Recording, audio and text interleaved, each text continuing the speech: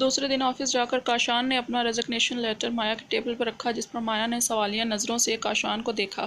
میں اب یہاں پر مزید جاب کرنے کا ارادہ نہیں رکھتا۔ کاشان کو لگ رہا تھا جو کچھ مایا نے کل کیا اور جو کچھ اس کے سامنے بول چکا تھا، اپنی انسلٹ کا بدلہ لینے کے لیے وہ اسے جاب سے نکال دے گی۔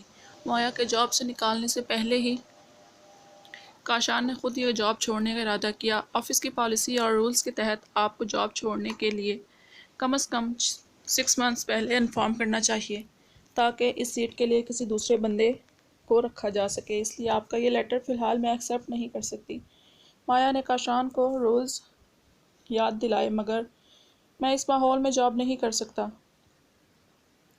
کاشان نے اس کی آنکھوں میں آنکھیں ڈال کر سنجیدگی سے کہا، آپ یہاں آرام سے اپنی جاب کنٹینیو کریں، اب آپ کو کسی طرح کا کوئی پرابلم نہیں ہوگا مسٹر کاشان۔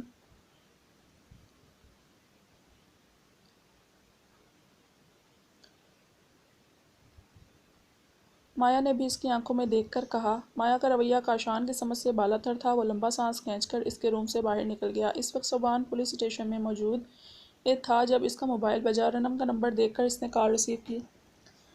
بھیا، مما کو معلوم نہیں کیا ہو گیا ہے، وہ بات نہیں کر رہی ہیں، آپ پلیز گھر آ جائیں۔ کال ریسیو کرتے ہی صوبان کے ہیلو پہلے رنم نے روتے ہوئے کہا۔ پریشان مت ہو، میں 10 منٹ میں پہنچ رہا ہوں۔ رنم کی بات سن کر وہ خود پریشان ہو گیا، مگر رنم کو تسلی دیتے ہوئے کہا، ساتھ ہی فوراً اٹھ کھڑا ہوا اور مشکل سے 15 منٹ لگا کر وہ گھر پہنچا۔ گھر پر بہروز کی گاڑی کھڑی تھی، یقیناً وہ بھی شو روم سے گھر آ گیا تھا۔ صوبان سیڑھیاں چڑھتا ہوا بہروز اور یسریٰ کے بیڈ روم میں داخل ہوا تو وہ خالی تھا۔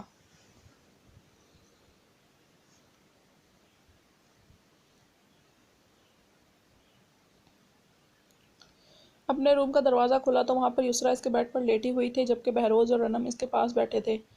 مما، کیا ہو گیا ہے آپ کو؟ صوبان روم میں داخل ہوتے ہی ہوئے یسریٰ سے پوچھنے لگا۔ وہ خاموشی سے اس کو دیکھتی رہی۔ رنم نے فون کر کے مجھے بتایا کہ یسریٰ تمہارے بیڈ روم میں بے ہوش ہو گئی ہے۔ ابھی تمہارے آنے سے 5 منٹ پہلے میں پہنچا ہوں تو یہ کچھ بول نہیں رہی، ڈاکٹر کے پاس جانے سے بھی منع کر رہی ہے۔ بہروز نے صوبان کو تفصیل بتائی۔ کیا ہوا مما، آپ مجھے بتائیں۔ صوبان بیڈ پر یسریٰ کے برابر میں بیٹھ کر اس کا ہاتھ تھامتے ہوئے اس سے پوچھنے لگا۔ تمہیں کب معلوم ہوا؟ تم نے مجھے بتایا کیوں نہیں؟ معلوم ہے نا میں کتنا تڑپتی ہوں اس کے لیے۔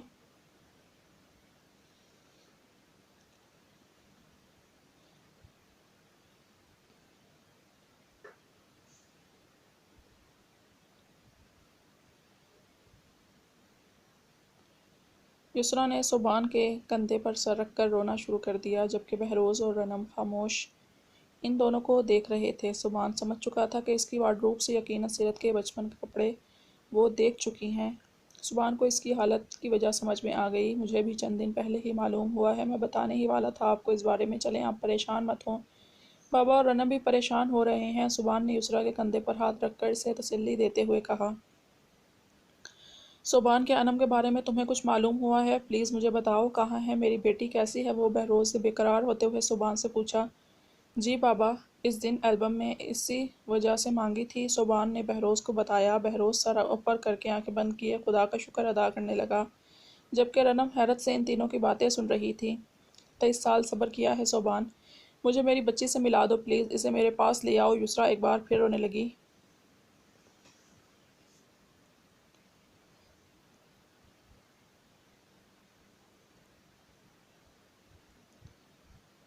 مما، میں اسے لے کر آؤں گا آپ کے پاس، پلیز تھوڑا صبر کر لیں، جہاں اتنا صبر کیا ہے۔ صوبان یسریٰ کو نرمی سے سمجھانے لگا، کیونکہ سیرت کو تو کچھ علم ہی نہیں تھا یہاں اسے کیسے اچانک اس کے سگے ماں باپ کے سامنے لے آتا، جبکہ وہ اس کے خیالات سے بھی آگاہ تھا۔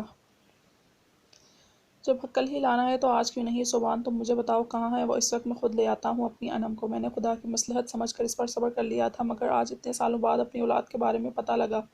تم بتاؤ کل تک کیسے صبر کروں بیٹا، تم سمجھنے کی کوشش کرو ہم دونوں کی کیفیت۔ بہروز نے صوبان کو منت بھرے لہجے میں کہا تو صوبان نے ہتھیار ڈال دیے۔ آپ دونوں پریشان مت ہوں، میں لے آتا ہوں اسے تھوڑی دیر میں۔ صوبان اٹھتا ہوا رنم کے پاس آیا۔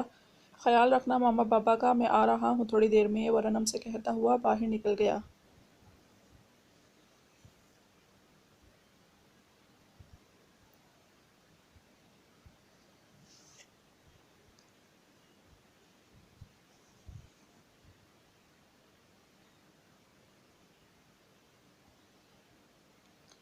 बहरोज़ युसरा की बेचैनी और बेकरारी को देखकर वो घर से सीरत को लेने के लिए निकल गया, मगर अब वो सीरत के पास पहुंचकर अजीब कशमकश का शिकार हो गया था। क्या क्या कहे, घर में बहरोज़ युसरा को शौक में देखकर वो अपने निकाह की बात दबा गया। फिलहाल यही शौक इन दोनों के लिए हैरानकुन था।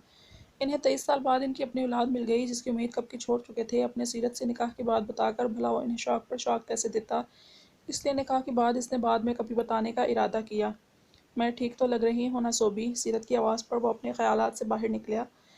लेमन कलर की शर्ट और वाइट ट्राउज़र में वो सामने खड़ी बहुत प्यारी लग रही थी। सीरत के पास आकर इसने सीरत से यही कहा कि वो आज इसे अपने मामा बाबा से मिलवाने का इरादा रखता है, तो सीरत चेंज करने चली गई। अब वो इसके सामने खड़े इससे पूछ रही थी, बहुत प्यारी लग रही हो? सुबान ने इसके करीब आकर इसका चेहरा थाम कर बोला।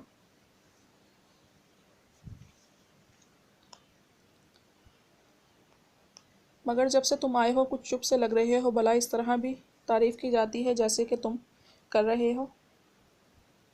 सीरत ने इसका खोया खोया अंदाज आने के साथ ही नोट कर लिया। बहुत प्यारी लग रही हो, अब ठीक है। सीरत के शिकवा करने पर वो इसकी पेशानी को चूमकर इसे बाहों में लेते हुए बोला, तुम भी ना सोबी, अच्छा बताओ तुम्हारे मामा बाबा को मैं अच्छी लगूंगी ना? सुबान की तारीफ करने पर सीरत झींप गई, मगर फिर से कंफ्यूज होकर अपने दिल में आया हुआ सवाल किया, तुम इन्हें कभी बुरी लग ही नहीं सकती, बशर्ते के कह सकता हूँ चलें अब? सुबान ने मुस्कुराते हुए कहा और सीरत को अपने साथ लिए घर की तरफ रवाना हुआ।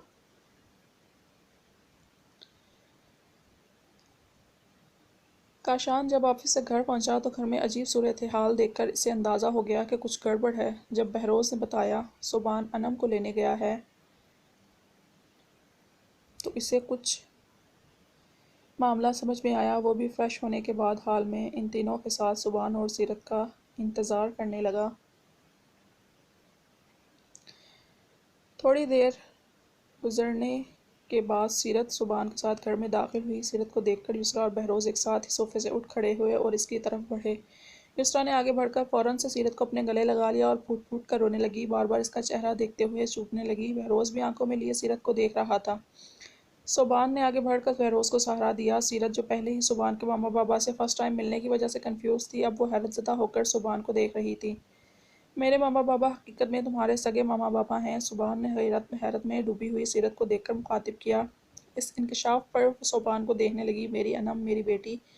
बहरोज़ ने रोते हुए इसे गले लगाना चाहा, वैसे ही सीरत बहरोज़ के हाथ झटक कर इससे दूर हुई। हाल में मौजूद तमाम अफराद इसकी हरकत पर साख्त रह गए।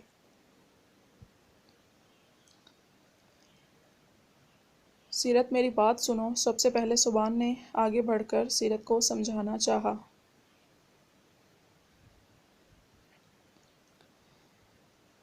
ये क्या मजाक है सोबी? तुम यहाँ मुझे अपने मामा बाबा से मिलवाने लाए थे ना? ये सब क्या तमाशा है फिर? सीरत गुस्से में सुबान से पूछ रही थी। मैं तुम्हें सब बताऊंगा, लेकिन पहले तुम आराम से बैठकर मेरी बात सुनो। सुबान ने तहम्मुल से इसे समझाते हुए उसका हाथ थामना चाहा। सीरत ने इसका हाथ भी हाथ झटक दिया। बहरोज़ और इसरा के साथ रनम भी हैरत से इन दोनों को देख रही थी और वो सीरत को पहचान भी गई थी, जबकि काशान के माथे पर सीरत के रिएक्शन पर अच्छे खासे बल सजे हुए थे। क्यों किया तुमने मेरे साथ ऐसा सोबी? तुम्हें मालूम है नफरत है मुझे इन लोगों से, जो मुझे कचरा समझकर कचरे के ढेर की नज़र करके चले गए। तो फिर मुझे इन लोगों से मिलवाने का क्या मकसद, जबकि मेरी ज़िंदगी में इन लोगों के लिए ना कोई जगह है ना ही कोई अहमियत। मैं ज़िंदगी में इन लोगों को दोबारा नहीं देखना चाहती हूँ। सीरत सख्त लहजा इख्तियार करती हुई बारी बारी सब पर एक नज़र डालकर वहाँ से चली गई। सीरत के अल्फाजों को वहाँ खड़े तमाम अफराद को सांप सूंघ गया। सुबान ने सीरत के पीछे जाना चाहा। जैसे ही वो बाहर निकला,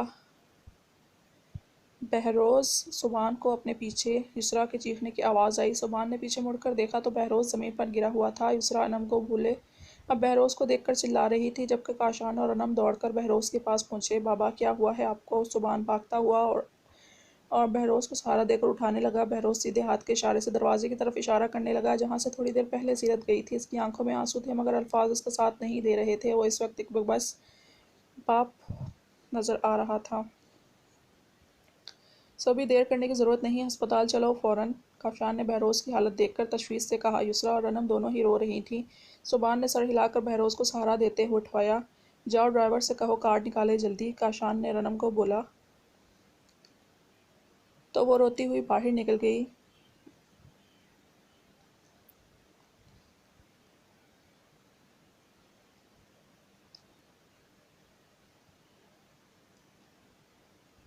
جبکہ کاشان صبحان کے ساتھ مل کر بہروز کو اٹھانے لگا، کیونکہ بہروز ہوش و حواس میں ہوتے ہوئے بھی اپنا وزن چھوڑ چکا تھا۔ سیرت روتی ہوئے گھر پہنچی۔ اسے یقین تھا صبحان اس کے پیچھے فلیٹ میں ضرور آئے گا، مگر اس کا انتظار رائگاں گیا۔ اسے اب صبحان پر اوپر بھی غصہ آنے لگا۔ وہ جانتا تھا اس سے کوئی انسیت یا محبت پیدا نہیں ہوگی۔ اپنے ماں باپ کو دیکھ کر یہ سب فلموں میں ہوتا ہے، بچھڑے ہوئے برسوں بعد مل کر گلے لگ گئے اور خوشحال زندگی گزارنے لگے، مگر وہ اپنی سوچ صبحان پر ظاہر کر چکی تھی، پھر بھلا کیا ضرورت تھی صبحان کو اس کے ماں باپ سے ملانے کی؟ سیرت میں سوچتے ہوئے سر جھٹکا۔ تو کیا صبحان کو نکاح ہونے سے پہلے یہ علم تھا میں ان لوگوں کی بچھڑی ہوئی بیٹی ہوں؟ یہ سوچ دماغ میں آتے ہی اسے صبحان پر نئے سرے سے غصہ آنے لگا۔ اب بھی میں کل 3 بجے تک یہاں آ جاؤں گا۔ صبح تو آپ انکل کو ڈائلائسس کے لیے لے کے جائیں گی، 3 بجے تک اسپتال سے فارغ ہو کر آ جائیں گی، رضوان کیئر ٹیکر نے جاتے جاتے سیرت سے کہا۔ اس نے اپنی سوچوں میں گم سر اس بات میں ہلا دیا اور رضوان کے جانے کے بعد فلیٹ کا دروازہ لاک کر کے ناصر کے پاس آ گئی۔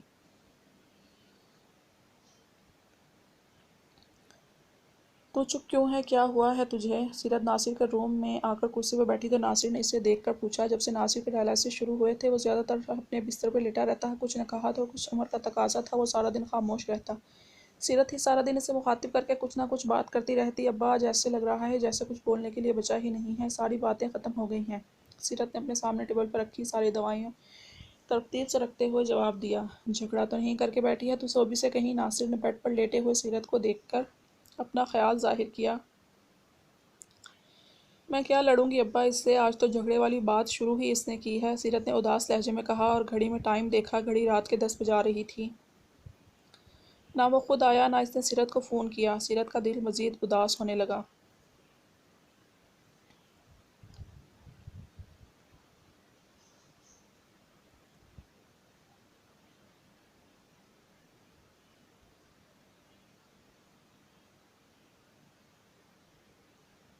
دیکھ سیرت میری بات غور سے سن، اب میرے پاس زیادہ وقت نہیں ہے، میں کبھی بھی اس دنیا سے رخصت ہو سکتا ہوں، تو اب صوبی تیرا شوہر ہے، اس کی بات مانا کر، اس کے ساتھ گزارا کرنا ہے۔ ٹھنڈے مزاج کا بچہ ہے وہ، اپنے ماں باپ سے بالکل مختلف، تو جھگڑالو عورتوں کی طرح اس کے ساتھ رویہ مت رکھنا۔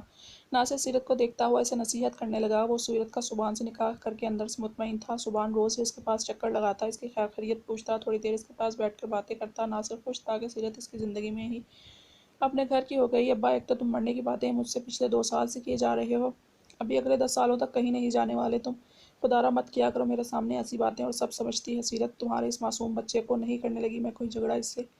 دوا کھا لی نا تم نے؟ رات کی سو جاؤ، اب میں بھی سونے لگی ہوں، صبح تمہارے ڈائلائسس کے لیے جانا ہے،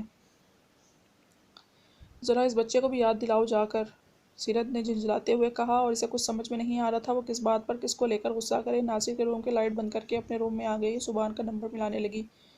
جو بھی تھا وہ صبحان کے ماں باپ بھی تھے، اور وہ ان لوگوں کے سامنے اس طرح بدتمیزی کر کے آئی تھی، یقیناً صبحان اس پر غصہ ہوگا یہ سوچ کر وہ کال ملانے لگی، مگر 3 دفعہ کال ملانے پر بیل جاتی رہی۔ صبحان نے کال ریسیو نہیں کیا، ایسا پہلی دفعہ ہوا تھا۔ یہ سب سوچتے ہوئے وہ بیڈ پر لیٹ گئی۔